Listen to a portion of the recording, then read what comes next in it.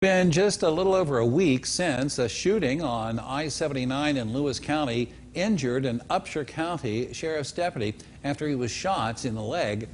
Harley Benda had a chance to talk to that officer and joins us now live with more on this. Harley.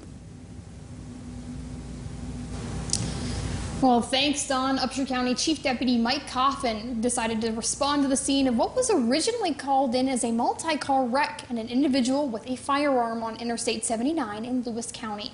However, when Chief Deputy Kaufman and Upshur County Sheriff Virgil Miller arrived on the scene to help with traffic flow, well, that's not what they found. Upshur County Chief Deputy Mike Kaufman heard some commotion on the police scanner last Thursday when he and Upshur County Sheriff Virgil Miller decided to go help their neighbors in Lewis County. Sheriff Miller's main priority was the southbound traffic, getting that shut off because Chief Deputy Caton advised that they had to get the traffic off of them. And my main priority was to get the northbound traffic out of the harm's way of the scene there. Chief Deputy Kaufman cleared the northbound traffic as best as he could and then went back to his vehicle to grab his rifle and help assist with the suspect, later identified as 38-year-old Matthew Bravosky. I didn't make it back to my car to get that. I heard a gunshot all about the same time I felt my leg, and so I kind of in the back of my mind knew what happened, but I wasn't wanting to.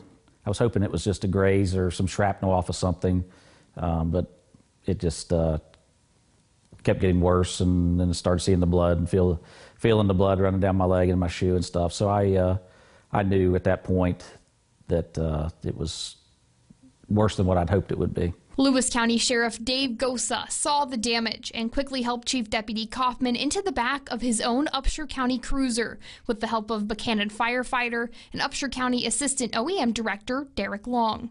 Long then drove the injured officer to nearby Stonewall Memorial Hospital. He had surgery at the hospital. The bullet went all the way through the officer's leg, but missed his bone and major arteries that run through your leg. The chief deputy says he feels lucky. I truthfully think I'm probably the luckiest guy on earth right now to be sitting here talking and not have, one, to be sitting here talking, or not to have a lot of other problems that I had to deal with.